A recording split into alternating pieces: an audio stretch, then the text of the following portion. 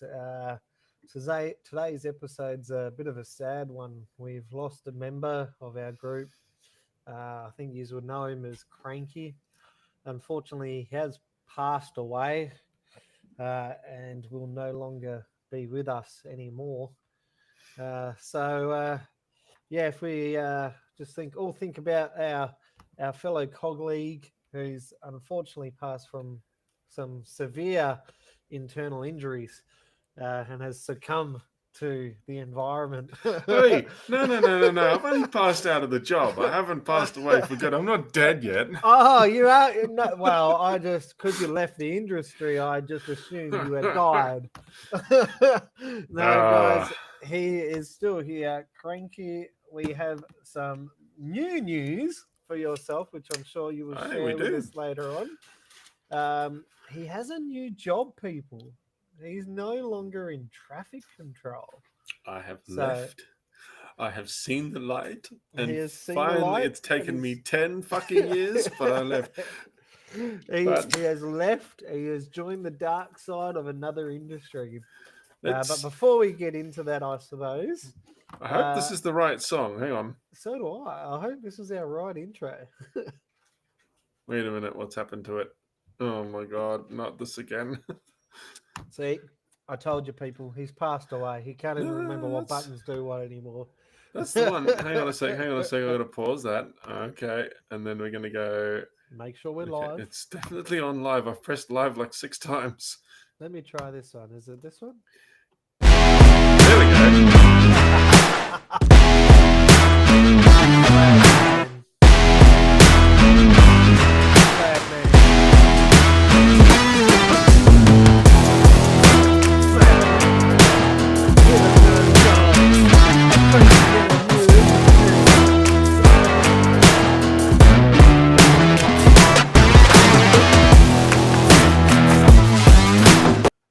All right, there's a song we haven't heard in a bit. That was the wrong music, but anyway, whatever. We'll go with it. We do have another one. I'll tell you what, we're not going to go into that. Bugger it, we've started. Let's go with it. That will do. Well, as normal, peeps, just remembering a little disclaimer. This is the views and opinions of ourselves, and anything we do say are not the views and opinions of any other company or any other industry. They are purely ours and ours only. All platform on which this podcast might be hosted, they are ours and ours alone. Yes. All right, Cranky, fill us in now that you've finally passed away from traffic control. Tell us what your new line of dark side work is. I'm still going to be working on the road, as it were. Have I even told you, Swagman? I don't think I have I? I don't think you have, really. No, you didn't. No. You did tell me at one point, slightly, that you're going into a different field, but you haven't actually told me what it is you were doing. Well, I'm not the Cranky TC anymore. I'm the Cranky bus driver now. Oh, goddamn. Cranky bus driver. Now, is it diesel or electric? Both. Both? Yeah, both, yeah. Okay. The company that I work for has diesel and electrics. Yeah, it was really weird last night because Rita Scaffiotti, who is one of the Perth premiers, or I don't know what she actually Minister for Transport, Minister of Transport or something.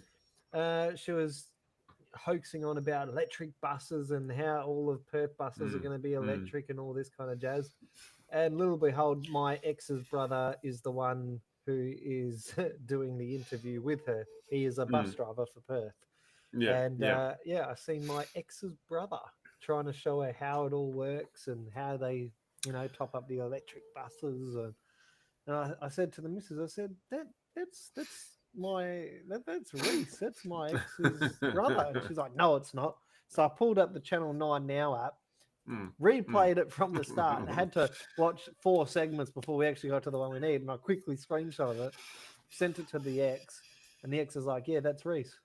Yeah. I was like, oh, Jesus. If only I could meet her to say, hey, why is your head so far up your ass that you can't see that? No one gives a shit about your bus. No one gives a shit about your racetrack. The whole of WA wants you and Roger Cook to stand the fuck down and just get the fuck out of politics because you both lied to WA people. It's an absolute joke. Yeah. Hey, I will say this though.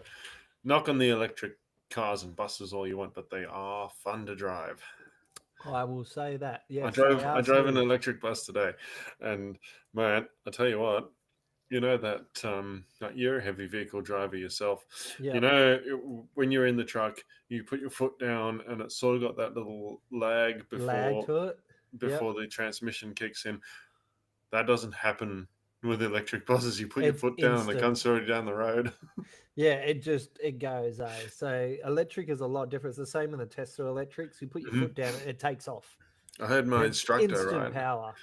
My instructor's like, okay, get the bus into the middle of the road, and then he turns to the other bloke that I'm learning with, and he's like, all right, James, hold on tightly. Ryan, put your foot down. Let's see what this thing can do. How quick did you get that up to? We'll just say speed limit, but how quick did you get up to that speed limit? Well, let's consider the fact that it is still a bus. It probably took about 3 or 4 seconds to get to 50. That's pretty good. But that's as fast as a normal car will get to 50. Yeah. And then there's the braking too. Like you don't have to brake as much with the electric because it's got regen braking. Yep. And it's a lot more accurate. So you're not relying on the the air pressure getting to the brake pads to push them closed. You're not relying on the vacuum to push the brake pads closed. So it's just braking through the motor and then like a little bit through the brake pads. Yeah, exactly. They're nice to get on those electric buses and just chill. And you feel it. You can feel the difference between the diesel and the electric. It's a lot smoother. It's just obviously when they hit the brakes, you feel it a lot more if you've got a dodgy driver that smashes the brakes like he's smashing a diesel truck. Yeah, well, you get used to the brakes in the old shitbox buses, and then suddenly they bring out this new fleet of electric things, and you're like, okay. And the area you're doing, is it complicated to remember what streets you got to go down? Is there a Google Maps, or you've just got to purely remember where you're going? Like, you got to just remember.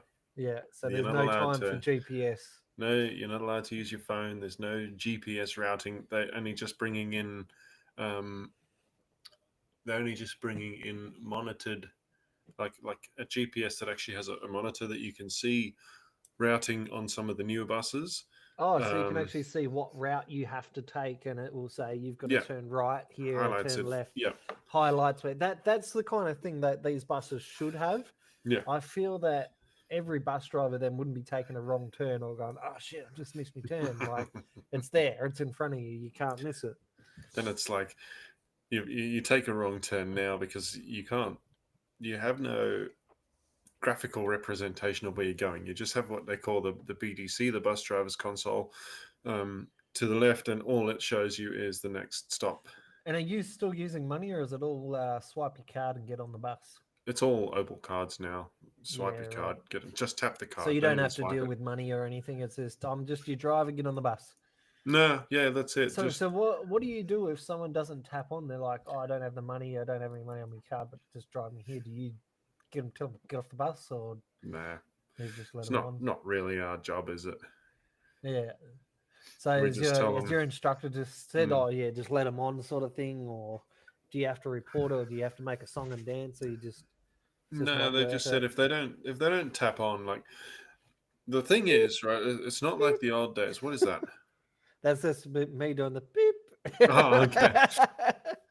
No, it's not like the old days where there was only one point of sale, which is the front of the bus, and everyone had to walk past that point of sale, right? Yeah.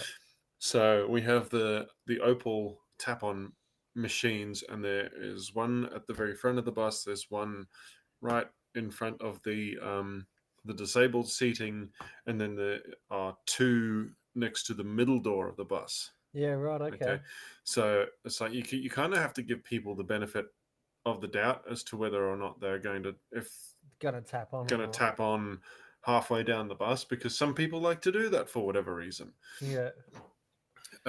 So, and even if they don't, you know, you can give them a little hint that's like, I was watching you, right? Yeah. As they walk out, you can just be like, hey, next time remember to tap on, all right?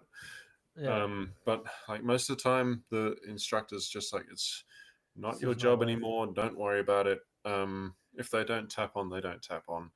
Yeah. In the end, you're still getting paid. So Well, yeah. that's it. It's not a. I just feel like sometimes, like if you're in the say CBD, like in Perth, you don't actually have to pay to if you're in the CBD. It's free in the CBD. Yeah. But some other states I've been to, you've got to tap on wherever you're going. Yeah, that's right. Like, and I don't understand. Like, what happens if I'm only going 2 stops down the road? I've still got to tap on, and you're still going to charge me for what 2 stops? Like, they're trying to squeeze every dollar, I guess, out of you in a sense. It doesn't seem. I wouldn't say it doesn't. It just doesn't seem fair. But with our government over here at the moment, they're trying to save face by, so you got all these cheaper tickets now to Geraldton. Instead of $75, it's now going to be $35. Yeah. No one goes to Geraldton, love. No one gives a shit. There's only very few people that give a shit, and they'll be like, cheers for that. Our local hospital is currently have its roof falling in. Our walls are fucked. We don't have any doctors really up here, so maybe look at that rather than give us cheaper tickets back into Perth. But you can get cheaper tickets to Geraldton. Yeah, cheaper tickets to Geraldton. Thank you, Rita. You've hit cost of living right on the head there, mate. That's what I was looking for. How nice of you, Rita. Thank you very much. I used to think Labor was about the people in a sense, but I'd never vote for him because every year or every 4 years they've proven that they lie through the teeth. Oh, absolutely. And Pauline Hanson, throughout this entire election process we had, said Labor's lying, Labor's going to do this, Labor's going to pull all their funding, Labor's going to turn around, withdraw their fucking federal credit, their state credits from you guys, all of this. And it was almost like she was giving inside information to a sense. And everyone was calling her the crazy lady. You don't know what you're talking about, Pauline, blah, blah, blah. And then federal and state went and proved exactly what she did. So she proved everything she was saying. They lied. They pulled funding. You've got Anthony Albanese, who spends more time offshore than onshore. He's always in the air going to China, America. Oh, we've got this summit. Oh, we've got to go to the G20. Oh, we've got to go meet with the UK, and we've got to fly people to the UK to have a face-to-face. Have you ever heard of fucking Skype or Teams? You don't need to fly the other world of the country when you can have a face-to-face with these people. That's right. Via the internet. These guys are flying all over the damn place, and then they want to tell me that I have to reduce my carbon emissions. Yeah. Excuse me. Let's just use taxpayers' money and the thing that I do that probably produces the most carbon emissions is drive my car from here to work. You know what the problem is with all these prime ministers we got? Not one of them would have a fucking clue how to use Skype, and not one of them probably has a goddamn clue how to use a messenger chat or what's some other video chats you can use. You've got Skype, you've got Teams. There's Telegraph. There's Telegraph. What's that other one that you've got on your bloody Snapchat? Phone? Well, yeah, you can use Snapchat. You can use Snapchat to There's video a group call. one There's as WhatsApp. well. Yeah, WhatsApp. That's the one I was looking for. Like you said, there's Teams. There's Zoom. Zoom. Zoom's another one. There's so many of them. Like so many that you can use a video chat to have these big formal meetings. Why do you need to get on a plane, use our taxpayers' money, and fly face to face and go, oh, but that's just the professional step? No, it's so you can have a free holiday at the taxpayers' expense, spend more money, and go, well, we're just going to do this face to face. Like, you can quite easily go, we're going to have a 4:00 meeting, and you're going to be at Zoom on this time, and then hit. I mean, like you and I right now, what are we doing? Exactly. I mean, why can't they do the same? Where do you live? You live in fucking Perth, and I live in Sydney. Yep. and we seem to have this. We've never met face to face, and we have the ability to have this video chat, and we have the ability to record a podcast Exactly in right. perfectly clear audio, might I say, from two different sides of the country. We're 3,800 kilometers apart. It either. No, like they could use the free account and do this because they're not exactly uploading their chat. They're just, oh yeah, jump on Riverside, bang, let's have a chat, and you can have as many people as you like join. That's the funny thing. Yeah. So they could have a full meeting, but I reckon just none of these old timers, none of them know how to use it. None of them know how to use Zoom. None of them know how to use Teams.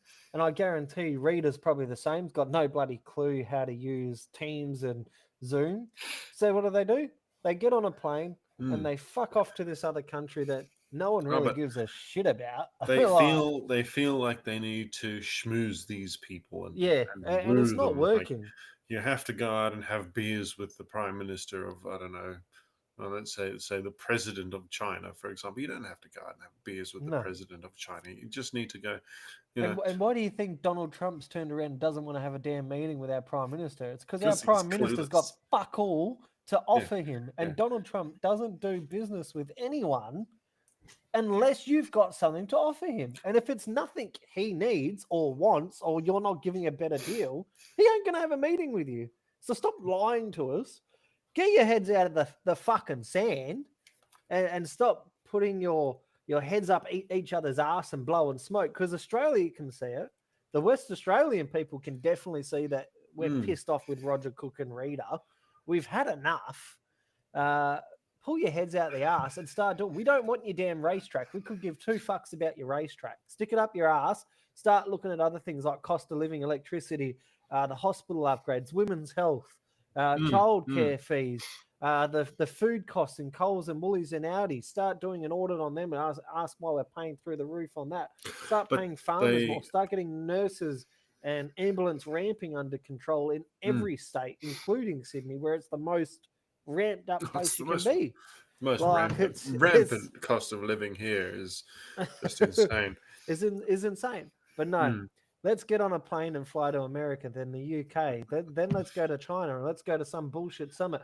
Let's go to some foreign country that no one's ever heard of and gives two shits about, but hey, we've got to give them our resources. I mean, to quote all the people out there that like to support the flat Earth movement, make it make sense. Yeah, it doesn't make sense. It doesn't make sense. And if you're going to blow smoke up our ass and try and call it fucking chocolate, at least make it look like you're offering us chocolate instead of just blowing the smoke and saying, "Oh, but look into the smoke and trust me." So I guarantee this is how the next election's going to go. That'd be the shittest magician ever. Just look into the smoke and trust me. Why is there a finger in my ass? Oh, yeah, 100%. And that's not a finger. In 2029, when the election's going, everyone's going to remember what happened in the first month of their setting. It will forever. West Australia, definitely. Don't even bother campaigning in WA because you've already lost 100%. That's it. Labor is going to lose the 2029 election. I'm calling it now. I'm going to say, what is the date today? The 7th of the 7th, 2025. Yes. I'm calling it now. A landslide loss for Labor. We're going to have a power shift change back to Liberal because, hell, we've only got a two-party preferred. A fucking monkey could run for Liberal in 2029 and is going to get voted in. I can guarantee we could have a goat and people would vote for the damn goat. Anyone could literally run Liberal right now and they're guaranteed in 2029 to be the next PM of Australia because, unfortunately, we don't get the choice of voting for any other party because they don't have the numbers to take hold. But if they want policies to get through, they have to make a deal with that political party. So let's say everyone votes for Pauline Hanson, which I hope they fucking do because she's the only one that's made sense. Yeah, I mean, all the racist bullshit aside, she's making sense with other things. And she's already said her votes would go to Liberal, unfortunately. So it will be the Liberal Party that gets in. But Liberal will have to do a deal with her that she's happy with and get one of her policies or a few of her policies through for her to go, yeah, I'll give you my votes. Otherwise, I'm going to take my votes somewhere else. Yeah, that's it. And that's how that works. Totally off topic. Let's have a bit of a word about Shonky traffic controllers. Oh, mate. They're everywhere, aren't they? They're absolutely everywhere. And on that same note, thank you to everyone that's joined our Facebook. What are we up to now? It says 5.4K. Fuck a duck. That's all right. That's a big audience. It's a big audience. 5.4. And as I click on that, we have 2 more requests to participate. So I'm just going to have a look at that. High possibility you see a photo. Do you agree that on here one day, how do you react to this? No answer. Do you agree? So I'm going to decline Scott H-A-W-Worth. Hallworth, yeah. Harworth. You'd say, Scott, if you're listening to this, you've got to answer yes to all these, otherwise you don't get in. So you're declined. And Dave Hammer, thank you for taking it like an adult and have a little laugh at yourself. I love that answer. And that is my favorite question, and quite a stroke of genius on my part, if I do say so. But indeed. Now, a couple of weeks ago, when we originally intended on recording this, I'm going to lie, we have now 5.5K. Very good. I like that. Yeah. I put a question out to the group, which was, in the past, I've asked for your rough experiences on site. Now let's talk about the cool ones. What are some times the general public has shown you kindness or just been fun/awesome in other ways? Yes. Now, here there are some really good ones. What was that? That was me going through our page. Okay. So, Adam responded to that with, currently work on a manned traffic light site where there is a lovely lady that drops off a pie and donut. I think he ended up just putting up an emoji of a donut and then the word don't. Right. To both workers nearly every single day. She drives through our site. Lovely lady, as always, and much appreciated. Well, that's pretty cool. This, mind you, this got quite a few responses too. It reached 1.1K. Well, 1,000 people. Let's say 1,000 people. 1,100. Maddie Brett, you can feel free to weigh in with comments at any time, Swagman. I'm not just reading these. No, you go off. Maddie says, we have construction works going on outside our house and on our street every day. Our pup goes and collects his daily belly rubs and ear scratches from this one traffic controller.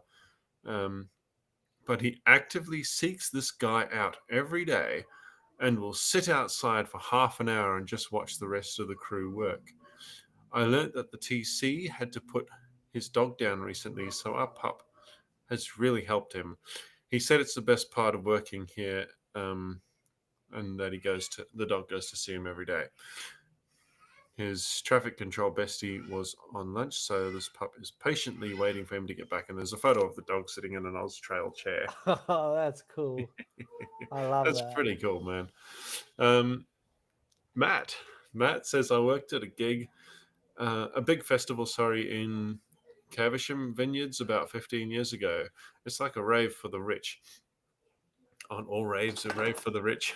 Yes, I was just about to say that. That's, anyway, all these smoking hot women being dropped off by limos and sports cars who are very well to do.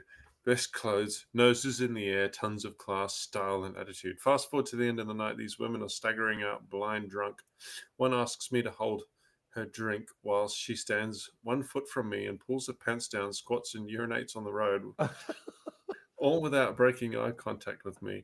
The next thing, 2 cops swoop on her. Meanwhile, a stunner is flashing her chest goblins at me from a passing car, beeping its horn. God bless their cotton socks. These well-to-do hotties with too much booze in their system. Before I was married, I used to love those nights where there's nothing going on, and then next minute, car come past, and you get the old flashy booty flash. They are, what did they used to say? The tradies get the ladies. Is that still a saying now? Yeah. Yeah, tradies get the ladies. So if you're a tradie out there and you're listening to this, just tell them that Swagman said, hey, tradies get the ladies. What So do bus drivers get? yeah.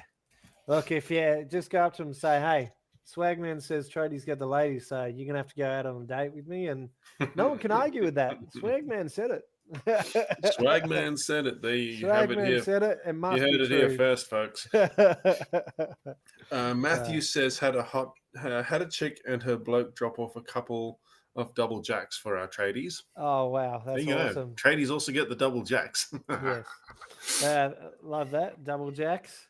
And that's the same with those guys that go around and they spot speed camera signs, holding up signs saying, "Hey, speed camera ahead." People will stop and give them some booze or some cash, and I like those. They're doing God's work, all right. God's work for sure. Look, especially for heavy vehicle drivers, sometimes it can be hard to monitor the speed if you're going downhill or something like that. So or even if you are going slightly over, it can be a bit of a pain on the brakes to slow down to make sure you are under. Somebody said, Jody said, used to get cans of soft drink. These were obviously custom ordered Coke cans that had the word MILF written on them. Share a Coke with a MILF. And chockies off the lads who worked for the great efforts, good times out on the roads. Gotta love that. Stephen says 48-degree day just before Christmas in East Fremantle, and a lovely lady brought around icy poles to traffic controllers and road crew. Oh wow! So that has to be the first wholesome one. I was going to say, finally, there's something there that's not alcohol related. Or I boobs. I don't know if boobs or alcohol. I don't know if you guys know this. Construction workers, tradies cannot drink on the job. So you're essentially, by bringing them alcohol, mid-shift, mind you, end of day, no worries.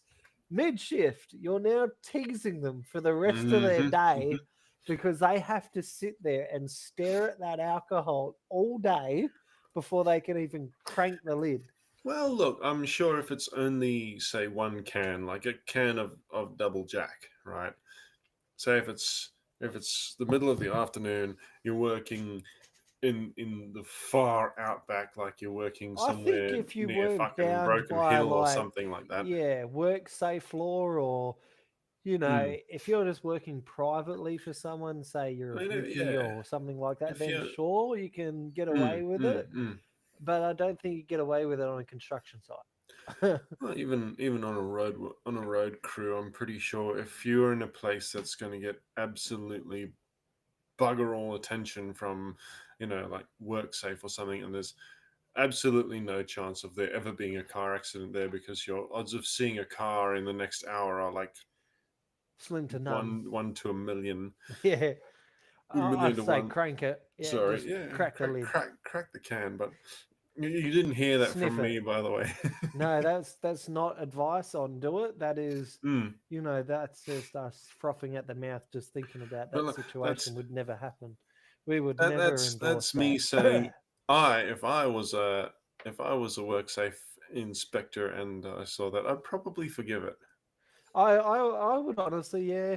I mean, like, what harm's one can going to do? Yeah, like if you're not over the limit, you haven't consumed alcohol where it's left you paralytic and it hasn't impaired any kind of, which I don't think one beer or one can cause any kind of impairment. No, they just don't really. want you to be intoxicated on the job. So they're saying any type of alcohol could cause it. Well, is there any data or proof that says this person had one can of alcohol and it caused this accident to happen due to that one can? No, because having one can, the limit to drive a vehicle is 0.05. Yeah, which is like 3 cans for me. Which is 3-4 cans to the limit. So what's one can of alcohol going to essentially do on the work site? How does that make them so impaired that they can't do their job. Now, the only concession to that is if it is an extremely hot day, you're sweating your box off, you haven't drunk any water, and the first thing you're doing is cranking a beer, then I'd say you're a fucking idiot. You're probably going to cause some form of impairment. Now, that sounded like your kitchen drawer just collapsed. You might want to go have a look at that one, Cranky. I will. I'll be right back. All right. Yes. Alrighty, people. Cranky's is going to go suss that out. So, as I was saying, what's happening in here? I do not think. I don't think drinking on the job's a good idea. But if you're that paralytic and you're not drinking water and you're sweating your box off, you're dehydrated, and you crank a beer as your first thought, then I think, it would have some form of impairment. But I don't think if you're hydrated, you've been drinking, and you're like, oh yeah, I want a beer. I think. Okay. What happened? I see what happened. It wasn't actually the baby. It was something under my table. My wife has this crate of like dozens of these candle holder things. Oh. Yep. And it was balancing on top of the object that I'm using as a footrest. So that's what that noise was. So that's why I didn't realize that it was something that I'd done, because it's what's the object? It sounded like a bunch of spoons and knives that just collapsed on the floor, like a whole chest of drawers. But there's like a long, almost body bag shaped thing. What was that comment we just got? Someone just commented saying, "I'm sure someone is willing to do it." Where did that come from? Willing to do what? Was that a Facebook post? Was it probably Facebook? But anyway, someone's listening to us and put a comment in. So hey man, thanks for listening. Thanks for the comment. I'm going to bring up the chat box and see if it was. Let's see. So somebody said, Sammy got on there and said, working in the Pilbara, and some of the truckies were great. I believe that, especially some. Yes. And where's this? Is this in the Pilbara? No, I mean, where's the comment? Is it in our chat box? Oh, okay. No, it's not in the chat box. But anyway, some of the truckies were great and handed whoever was on the bat cans of drink and bottled water. It was all nice and cold. Lollies, packs of chips, anything packaged. Oh, that's awesome. And it came with that emoji too. That's why I did that. Yes, yep. What else have we got? Pauline says, Anglevale, South Australia, worked 3.5 months for Kent Civil doing stop slow during school peak hours to assist motorists. Is it school? Yeah, school peak hour. To assist motorists off side street detour onto a very busy main road. During that time, 3 of us received a variety of thank you gifts and a huge thank you on the Anglevale Facebook page, with almost 200 people responding, thanking us and letting us know what a fantastic job we did looking after the kids and keeping the traffic flowing. It feels great to have such an impact and have the public be so grateful.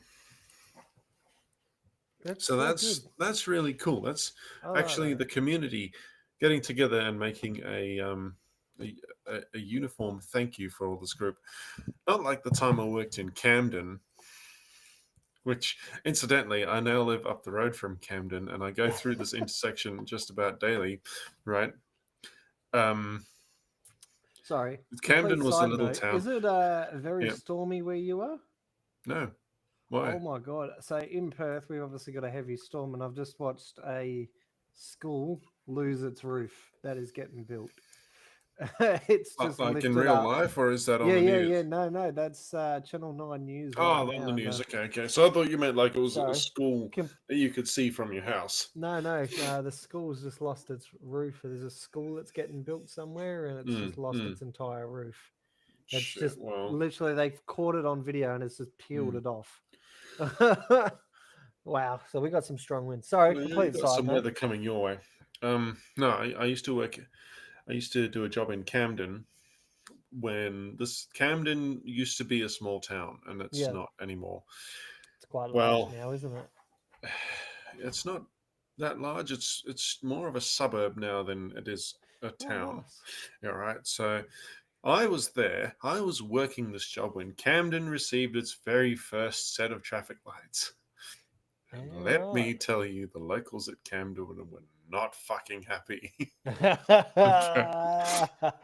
Every person, right? I remember this old lady walking past me one day because I was there on pedestrian duty. And was this like, is there, because there's a certain amount of people there now that they have to have the traffic lights because there's just too many idiots? Or is what the someone traffic in the lights, council thought, hey, let's be smart and put some traffic lights there and spend some money? The traffic lights actually service the Woolies store that's a little bit further down the street. So the traffic lights exist almost purely to allow their semis to turn in and their customers to turn out. Yes, okay. Right. Because the entrance to the Woolies is on a little side street. What is it? I think it's Argyle Street, Oxford Street. I think it's up. So it's just not blocking up the whole intersection. Yeah. Okay. So you used to get this whole long ass queue of people on the side street that were trying to leave Woolies. And anyway, it was a very poorly thought out thing. Okay. So my point is they put in the traffic lights for that. Well, I remember quite vividly this one woman who walked past me one day, an elderly woman, and she just stopped in front of me. Okay, and I don't know why she picked me to say this, but she was like, "Oh, don't mind me. I'm just distraught about what's happening to our town." And I was like, "Believe me, I don't mind you. My life wouldn't have changed if you hadn't told me that." You're the one who stopped and told me. Okay, I don't care. And another thing was, just the fact that she stopped to tell me that. She's like, "Don't mind me," and I'm like, I didn't. The way I look at it is when old people tell stories is they come from a land where everything used to be horse and cart. A lot of their stories, they're like, "I just can't believe this is happening." Well, I'm sorry, this is 21st century. This isn't the 70s or the 80s. Yeah, no, we've come a long way since then, and horse and carts are just very vividly down the back of the shopping centre now. We have this thing called cars, and cars cause a lot more problems than what a horse and cart would do. I hate to break it to you, but most people use automobiles now. The devil's tool. And hence why, lady, they've now had to bring in traffic lights because dickheads, and we're talking the 1% that are out there, decide that, let's just run this intersection because there'll be nothing that happens. So they're accommodating for the 1% of dickheads. Yeah. Whereas if we all had horse and cart and no motomobiles, we wouldn't need these things called traffic lights because everyone would go, will my cart fit down there? No. And if you bump into each other, chances are the horses are going to kick off before you damage your car. No, well, I digress. I was in the news agency there because I was spending like 12 to 13 hours a day there. So, I was practically living there. Yeah. So I do all my shopping there. And I went into the news agency on the corner of our little job site. And I noticed a local newspaper there with the headline, "Noise, Dust and Pain." And I was like, oh, come on. That's really stretching it. Pain, seriously? Yes. It sounds like it was a hard time for you. It was a really hard time. You've never been allowed to park on the street before. So what's the difference now that we have the shoulder closed? And on top of that, we're not taking up a lane. Exactly. So you still have the lane and you still have access to the fucking shops because we've made special little catwalks for people to walk on. Speaking of little catwalks, complete sidetrack again. I now have an Acron sticker. An Acron sticker? What? I now have an Acron sticker. I can park in disabled and have front row. So to that old lady, I say, ha ha. So I'm sorry that you're walking. Clearly, the policeman must have thought that you could no longer hold a license because you're a danger to everyone on the road. So hell. I'm sorry that Campbelltown, is it Campbelltown? It's close enough. Camden. Camden.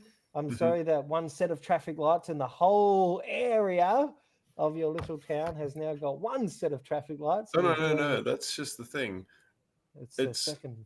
It's not the whole area. There are parts of Camden that had traffic lights before that. So why is she complaining? I missed the part. Because is it because just their end, they finally got to that end of the road and now it has traffic lights? So those traffic lights that I just mentioned are like in the greater Camden area. Right. So you don't happen to have so they're not within the town. Psychiatric unit nearby by any chance, do you? Shit, that woman. Area? Some of those people need to be in it. I swear to God. And that's what it seems like. It seems like she's just gone out on a day pass and she's like, I just cannot imagine we've got traffic lights. The world is ending. It's like that scene in the Shawshank Redemption. Have you seen it? No, I have not. Okay. I am going through old movies actually as we speak. You should watching them. You should watch it. Shawshank Redemption's a fucking fantastic movie, but there's a scene about halfway through where the old man gets released. Now the movie itself is set in the 1940s to 1960s, right? Okay. And about halfway through the movie, like I said, so about like 1955, the old man of the movie, Brooks, who's been in jail for like 50 years, he gets released. Okay. And he writes this letter back to it's a fucking fantastic movie. It'll blow your mind. He writes this letter back to the inmates, and one of the things that he says is, when I was a boy, I saw an automobile once. And now he's been led back out into the free world in the 1950s when everyone owns an automobile. So it's like, guess what, cunt? The world's changing. It has changed. Yeah. The world when you were in 50 years ago. Can I read on with these comments? Yeah, go. This is one of my favorite ones, right? Andrew says, I stopped a company of marching soldiers with my stop slow bat during Anzac Day. Okay. Hold on. It was during the parade and we had closed a lane to park all the buses. The idea was that the soldiers would finish their march, load onto the buses and drive out. Unfortunately, we had banked up traffic. And although the other end was still on hold, we still had cars crawling through and it wasn't safe to load the buses yet. Right? Oh, no. Yeah. Because some cars had obviously run the bats. So I held my bat up to the army. The drill sergeant said something like, 2nd Battalion Company, halt! Okay. When all the cars came through, I spun my bat to slow and the drill sergeant said, 2nd Battalion, forward, march! And they all started marching again. I'll never forget the soldiers trying to keep a straight face when they were stopped with a stop sign. I would have loved to have seen that. That would have been sick. You know what would have been even better is if they had that on video. Oh, that would have been fantastic. So I just tried to load my camera and it did not work. It's not the video. The video probably exists. It probably does. To be fair, you probably YouTube that one. It'll probably turn up somewhere. I'll look it up later on. It is. There's so many comments that I was reading on there too. That some of the stories are we can't say on air, but they're funny. So if we're not reading it out, it's not because we don't want to. It's because it's not radio appropriate. Yeah. Paul says, middle of summer, repairing bleeding bitumen from the heat, 40 degrees Celsius. Truckies started chucking near frozen water bottles to our entire crew. Oh. A bloke called Sandy gave us a place to camp with power and water very close to a long-term project for $100 a week. Mind you, that's he's paying $100 a week to stay there. Random pedestrian helped us catch and detain a crazy guy until the police arrived, who apparently stabbed someone nearby and was on the run. Oh, no way. Yep. T-Fob, so tits out for the boys. driving through the site after a music festival, and probably more. I can't remember. Imagine going around in those t-shirts these days. Oh, mate, you couldn't get away with it these days. There was one that I read, and I'll only mention this because it popped up. And I should have probably posted it on our Shonky traffic controllers. Apparently, so this lady gets on the video, and she's like, this young teenage boy who couldn't have been, well, she says young, but apparently he's like 12, 13 years old. This little kid goes up to the female and goes, hey, pop a titty out for the boys. And she goes, I wasn't angry. I admire his ambition to come up and ask, titty out for the boys. He says, if you do it, I'll give you this can of alcohol. Meanwhile, she's still saying, I definitely didn't do it. And I told him, sorry, love, too young, maybe in 5 years. And then she goes ahead and drinks the can. Oh, so she still got the can. Yeah. Think about it. Think about a bit more. That's bad. And I almost posted it, and I thought, no, I won't. But there seems to be a few of those getting around now, and it's like, how ambitious are these young teenagers getting? Where I don't know. It seems like kids these days are a bit more what's the word? Could you say forward than what we were? Yeah, so definitely forward, a lot more daring, and they've become socially aware that under the age of 16, you ain't going to an adult prison. Or under the age of 18, you're not going to an adult prison. But there's also no ramifications to anything you do until you hit adulthood. You will only ever be trialed as a child. And when you turn 18, your child record is cleaned, as it completely wiped, never existed. That's the funny thing. These days, that's not true. Exactly. If you are convicted of one of the big three, yes, that will carry over. Yes. Yeah. That's still, it's a conviction that stays with you till the day you die. Yes. And when you hit 18, they're counted as minor charges, as you were a minor when you committed these.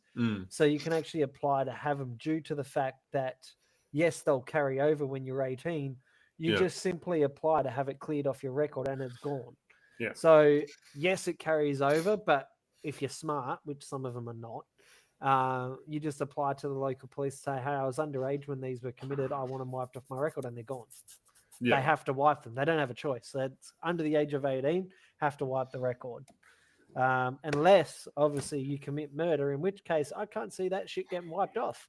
So that robbery, if you commit armed robbery, any of that, I can't see how any of that can get wiped. But things like car theft get wiped off their record. That's why car theft is up there, because under that certain age gap, they know that, hey, I'm not going to get into shit for this. So at the age of 13, they're going out there robbing cars and hot wiring and stealing vehicles and having these police chases, because there's no ramification in our court system. The judge's hands are tied, apparently, to what punishment they can do. Here's my theory. Send those fuckers to boot camp. There needs to be in between 13 and 18, there needs to be a boot camp.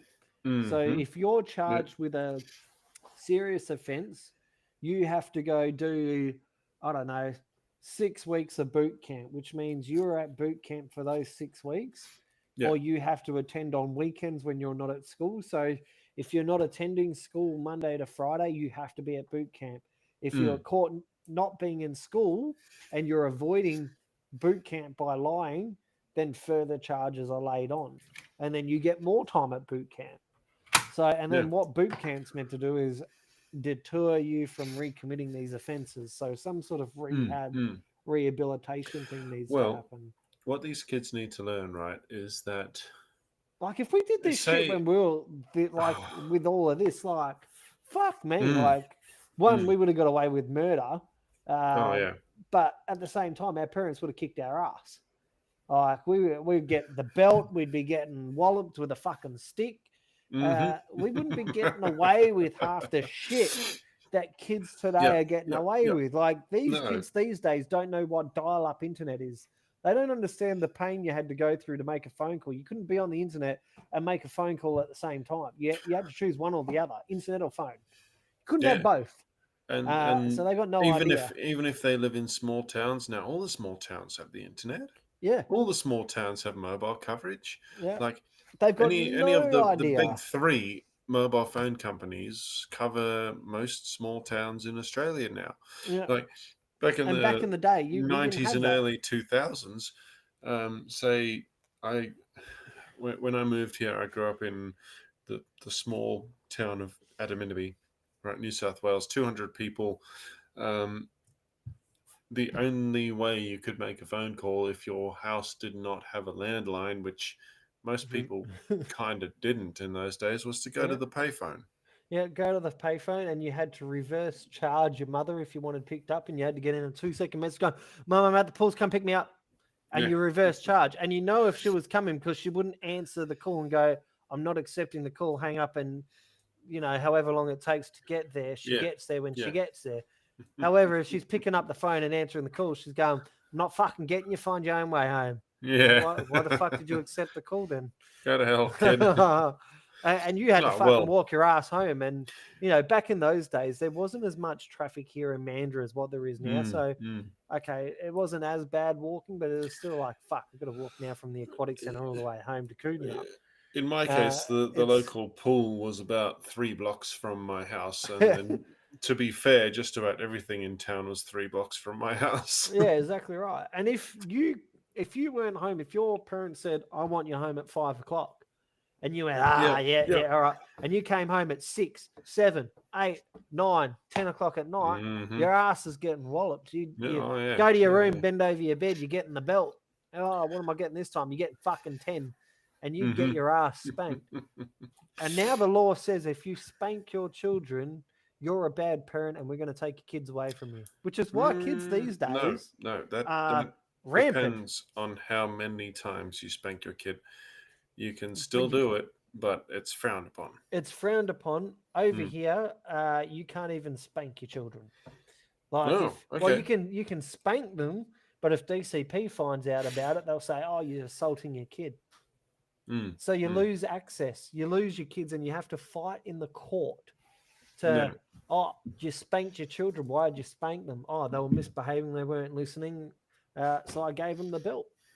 Yeah. Now, you can't give your kids the belt anymore. If you give your kids the belt, you're going to have to go to court and explain to the judge why you decided to use the belt on your kids.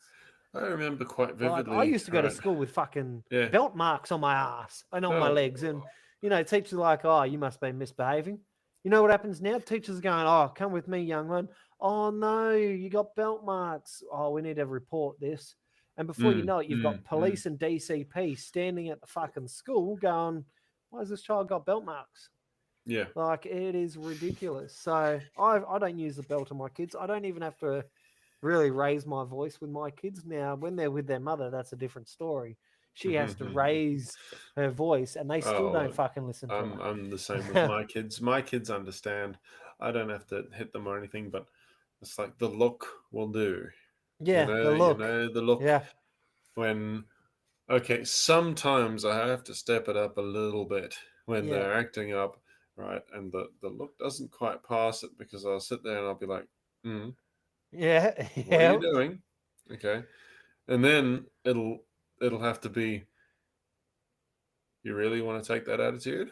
And then it's like, "Sorry, Dad." Yeah, exactly. Yeah, and that's what I mean. It's the way, I don't know if it's because we only have them on a fortnightly, or whether there's just that Dad is the authority figure. Dad is the more, I'm not going to say dominant, because that's not the word I'm looking for, but I guess the more firmer hand. Like, we can't get away with what we do with Mum with Dad, because Dad'll pull us into line, and Yeah. we can't go kicking indoors and throwing tantrums and breaking TVs. They do that shit? Well, yeah, my son Elijah is Yeah. throwing things around, kicking doors and putting holes in doors, and absolutely losing his shit because he might not get to put seasoning in his food, or he doesn't like the chicken and mash and veg, which he eats all the time here, mind you, and he'll crack the shits for absolutely no reason. Yeah. And it puts me in a difficult situation because he doesn't act the way he acts with his mother when he's with me. Yeah. I say they've got a routine. They know when they arrive that they change out of their school clothes or their daily clothes that they've been with their mother.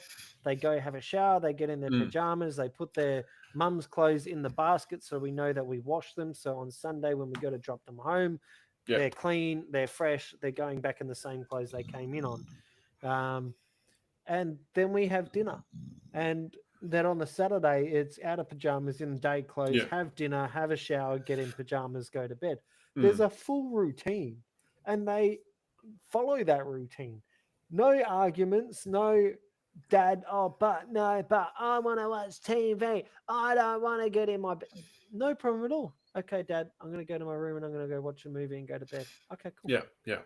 They come in, say goodnight, give me and Sarah both a kiss, and that's it. And say goodnight, Dad. Night, Sarah. You know what else I think it is, right? On top of the fact that you're the authority figure in the house, because my ex used to do that kind of thing as well. She'd let the kids just do whatever they wanted in the house. And it came back to bite her in the ass for a while, but I think it's also because you and Sarah actually have your shit together, and the kids can see that. Yeah, and that's what Sarah was saying the other night. I think it's the dynamics we have here. So there's 2 babies under the age of 1 over there. Indy's now 9, and Elijah is 7. Yeah, going on to 8. And I think the meltdowns he's having is because there's either some sort of attention that he's not getting, whereas he gets the attention over here. But there's been times where I've had the kids and I'm just not feeling well, on my back sore because I've got a protruding bulging disc, hence the disability and the Acrod sticker now. I'm having surgery on the 12th of August, mind you, another topic. Yeah, and I can say, I'm sore, and they'll go, no worries, Dad, and they'll come give me a hug, and they know, okay, we've just got to go watch movies in the bedroom, or we'll sit down and we'll watch a movie together just on the bed in the bedroom, because we've got the massive TV in my room. So we'll sit down and we'll watch a family movie. We watched If the other day, and then Wicked. If Imaginary Friends, it's called If. Oh, yeah, that's the one with Ryan Reynolds, isn't it? That's the one. Yeah. Funny movie that, by the way. You should watch it. Bad. I've seen it. Yeah, it's a good one. So that's what we'll do. We don't have arguments with them. There's never a fight. It's never an argument. I don't understand the meltdown he's having when he's with his mother. Like, it's got to the point sometimes where police have been called. And and they've it's from the neighbors or someone in the surrounding neighborhood who said that there's a child in distress. So the police were called and turned up to a house. And they just said, no, that's just my son misbehaving, and I'm obviously disciplining him and he's not liking it. So then they close off the situation and go, oh, okay. They obviously come in and they check on him and all that sort of thing and whatnot. But it's a whole situation there. So it's got to the point where I've said to the mother, look, I'm happy to take him full time. But she doesn't want to do that because she'll lose money. But at what point do you get to before you realize that your kid comes first over the money? Some of those mums, they and never it's difficult. Get to that point. Yeah, and child protection DCP, they don't care unless the mother's got a needle sticking out of their arm. They just will not. Excuse me. They won't react at all to anything. So you can sit there and say, "Hey, my child's this, and this, and this," and they just like, "Okay, cool. That sounds like normal child behavior." I'm like, "Well, it's not, because when he's with us, he doesn't." So it's clearly there's a dynamic there.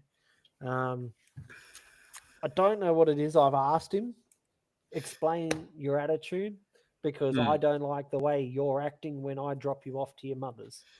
Yeah. And it's not to defend her, but it's just to tell him that type of behavior is not acceptable. And it's getting to that point where I don't want him growing up the way these kids these days are growing up, where there's just no discipline, no ramifications for consequences for your actions. There's no consequences. So I want him to know that there is consequences to your actions, that if you do mess up, that you will go to jail or get in trouble by the police, and that, you know, your behavior is not acceptable, because the kids these days, and that was the point I was getting at, is just ludicrous. Like, they're literally going into people's homes and noticing that there's a camera going and waving to the camera.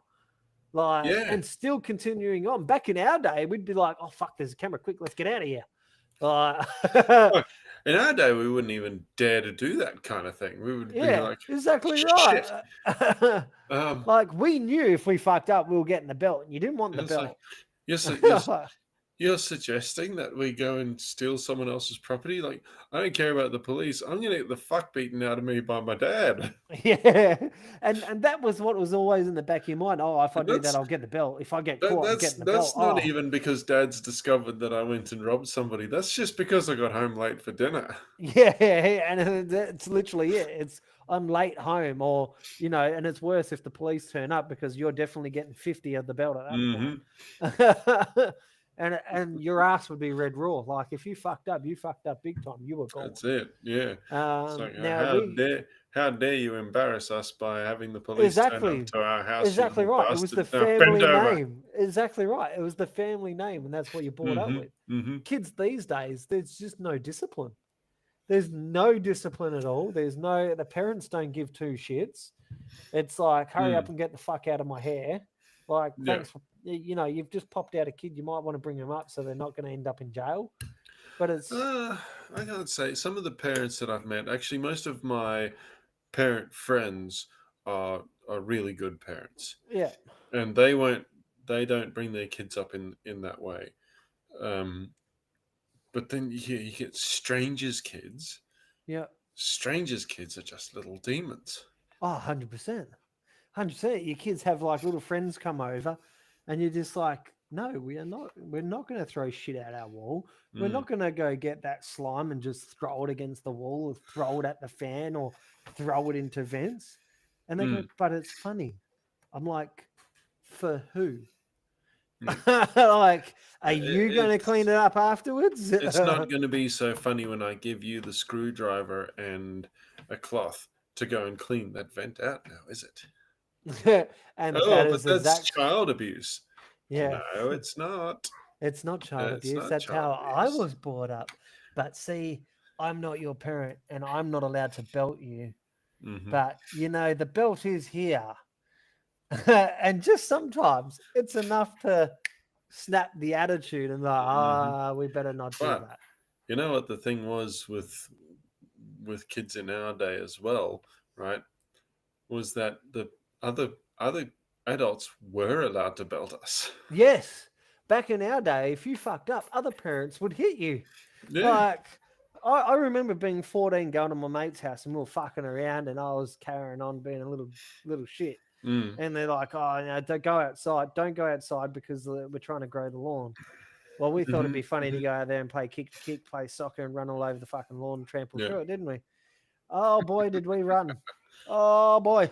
We got flogged with the belt so hard. Not only did I get the belt from my friend's mum, when I got home, I got the belt again. Oh, yeah. Like, so you got a double time. And it didn't matter how much you plead your case. Like, you could plead your case and you know, be your own defendant. You were getting the belt twice. And it wasn't once or twice. That's 2 rounds. Whether you got 5 hits from your friend's mother, you're now getting 10 from your own mother or your own father. Yeah, exactly. It's back in our day. I remember it used to be a lot easier, but a lot harder on some things as well. Like, there was structure, and now I just feel like I think it was simpler because it was harder. Yeah, simpler because than it was. it was simpler in that there weren't really as many rules as there are now. Yeah. But at the same time, they weren't as many rules as there are now. Yeah, exactly right. You could belt a stranger's kid, And it and that not be a stranger problem. would be like, "Thank you for disciplining my child while I wasn't here." Exactly right. Now it's the other way around. And now it's like, why did you touch my child? Did you Yeah. use your words? How did my son feel about it? How do you No, I feel? didn't use my words. I used my hand. Yeah, and it's like, how do you explain these days talking? Your child is misbehaving, and you go down to their level and go, let's talk about your feelings. Why are you having these emotions? Let's talk about these emotions that you're having right now, because I don't like these emotions that you're having right now. It's like, Well, motherfucker, you will listen to me. I am your parent. Like, if I have said something, that is the way it's going to be, because I am the parent. We're not yeah. going to let them dictate. You're showing some bad emotions, and I don't like your. What the fuck? Come on, Jesus Christ! I'm one of those parents that likes to try and break the chain, but I don't have a conference with my child. Yeah, exactly right. I'll be like, listen, you are going to put a stop to that now because I fucking said so. That's exactly why. right. I am your parent. I am your dad, and I've said it. I'm not going to sit here right now and explain to you why I said so. We're going to talk about it in the car, but I'm the parent and I fucking said stop. Yeah, exactly right. And that's the way it is. That's the way it's got to be. So, no, I will not sit there and turn to this mushy crap of psychology that it's become now in the 21st century. I'm going to go to how I was raised as a child and how I was brought up. Do I need to use the belt? No, because my kids have learned from a young age what dad says is what is going to happen. There are ways, but with their around. mother has tried to play. Yeah, there are ways around belting the kids, but it's good to make the message short and sharp with children. Exactly right. And I think the way me and my wife has raised Indy and Elijah, they know that what dad and Sarah say, stepmom, say, that's the way things are going to be. So they don't argue. They know the routine. They know the pattern. They're well behaved when they're here, as good as a child can be. They still have the occasional but why and arguments between each other. But that's normal kid shit. We can control that. But we certainly don't have tantrums. We won't have tantrums, and we've told them we will not have tantrums in this house. It will not be tolerated. No. So exactly, it is what it is now. But that's enough for me. I'm going to keep going. Otherwise, I could go for hours and hours. I know you could.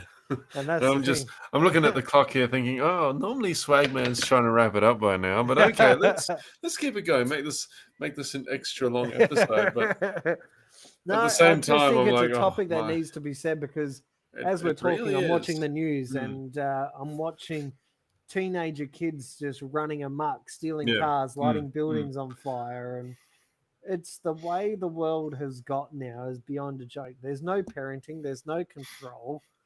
You're allowing your kids. I've got a good mate of mine, and I say good mate because he's more of a distance friend now. His name's Zach. I won't say his last name, but I grew up with him. Went to school. His dad was our soccer coach, best soccer coach ever. Went 5 years undefeated, mind you. Thank you very much. We had the best team. Me and my brother were scouted for Perth Glory Youth Academy. So we were trained quite well. Now, my friend Zach, he unfortunately started life off good and went FIFO, was doing all the right things. Obviously, in the FIFO world, you meet people.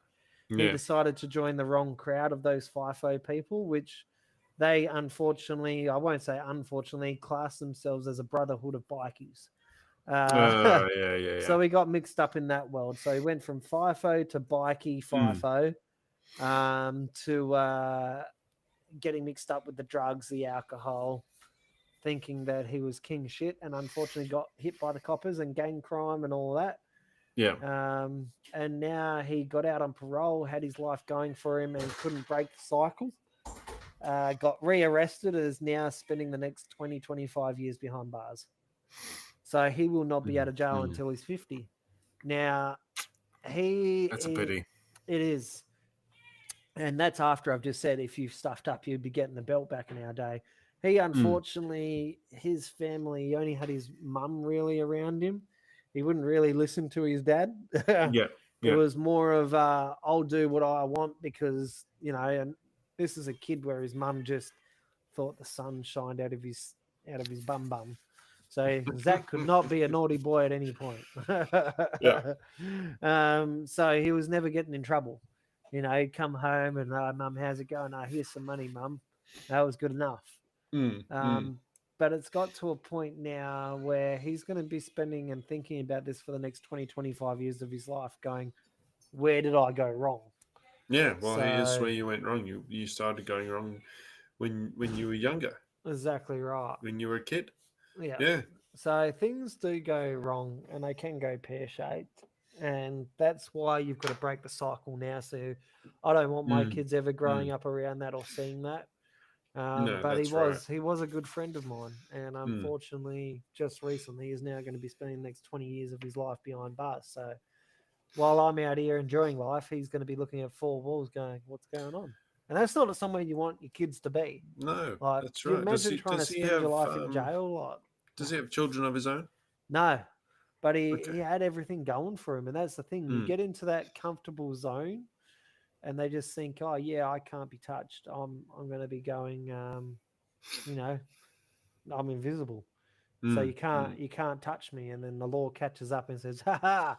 Actually, the law you will touch you. And the law can touch you, and the law will send you to jail. So, if there is any teenagers out there now listening to this and thinking, "Oh yeah, they're just talking shit," we're not. Take it from us. The law will catch up with you. The law will send you to jail. Don't fuck around. You will spend your life in jail if you stay on the path you are on now. And let me tell you something, you think just because you're not 18 yet, that means you won't go to an adult jail. They have juvie. If you find yourself at the age of 16 or 17 with a 3 or 4 year sentence, guess where you're going the day you turn 18? Jail. Big boy jail. Real jail. Yeah. They're not going to let you out. What do you think they're going to do? They hand you a party pack and say, hey, thanks for coming. Not a fucking chance. You're going to jail. Real jail. Real jail. And I tell you they're not mucking around. Juvie is juvie. That's a different playing field. You get to that jail, you're messing with people that are in there for life. Murder, rapist, you know, all sorts. People that have done very big major crimes to be in there. You're going to be starting to play with the big boys, and the big boys ain't going to play your stupid teenager games. They're going to go, oh, fresh meat. And you're going to be cowering in a fucking corner going, how the fuck am I getting out of this? And you're going to be trying to get into protection. And I can tell you now, the minute you are in protection, that's the worst place you could go to. Because guess who else goes to protection? Exactly. All the pedophiles. All the rapists. And you're guess what happens to the guess what happens in the kitchen to their food? It gets spat in, it gets pissed in, it gets fucking compromised. So I can tell you now, you ain't eating real food when you're fucking in there. Those pedophiles do not eat well. They eat shit from commentary. And they eat things like muesli or tinned tuna because you don't eat shit from the kitchen when you're in protection. No. You want to find out what happens to children in the corrective system or the corrective system. Sorry. Go and listen to the song "Come Out and Play" by The Offspring. Yeah. It's not a good place to be. But anyway, on another note, guys, I've got to leave. I've got my little one absolutely bawling his eyes out, and I've got the mother going, hurry up. So I do have to love you and leave you. Cranky, I will leave you for the ending of this intro. I have to go sort out with my son on this. Thanks, guys, for joining us on another episode of In the Zone. Congratulations again, Cranky, on your new job role, Cranky Bus Driver. I will make sure that I never get on your bus. If I see any of you TCs on the road, I shall make sure to give you the one-fingered wave as I go past. I will not stop at your SOT sign. I will not do 40 in your work zone. From my air-conditioned office on wheels. Yeah. I'll toot the horn and pass you no beer. Beep, beep, motherfucker. All right. Take it easy, guys. Mate. Talk to you later. Bye. And where is this outro? Well, once again, thank you very much for listening, everybody. It's been absolutely wonderful. I know it's been a long-ass time. How long has it been? Like 4 weeks?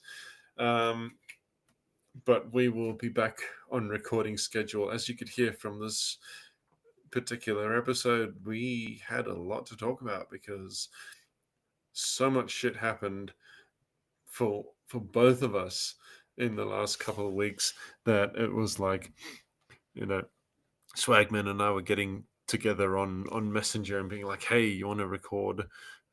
You want to do a recording this weekend? And then it'd be like, yeah, cool. All right, let's do that. And then suddenly, oh no, sorry, I'm back at the hospital. Or, in my case, it'd be like, oh shit, sorry, no, I've had a really big job come in. Or no, sorry, because we both have kids, we do our very best to make sure that the kids' weekends actually line up, and they still do, but occasionally stuff doesn't quite go to plan. Like the other week, I took my boy to his first footy match. He likes the West Tigers. Good on him. Even though I'm a Panthers fan, but as a dad, you got to take your boy to the rugby and you got to make it his team because he's not going to care about your team, is he? But that was just one of the things that that got in the way of recording. Well, we finally this week we got together and we did a recording. But anyway, you will hear a word from one of us, me or Swagman, acting as our sponsor or speaking for our sponsor right after our outro. Thank you for listening, everybody, and goodbye.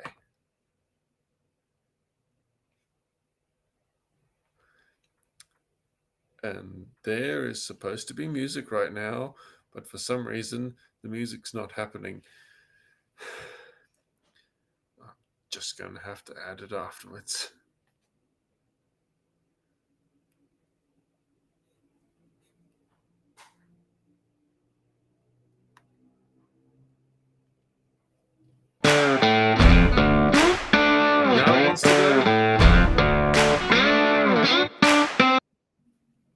And now it wants to stop. Whatever, music. Bye-bye.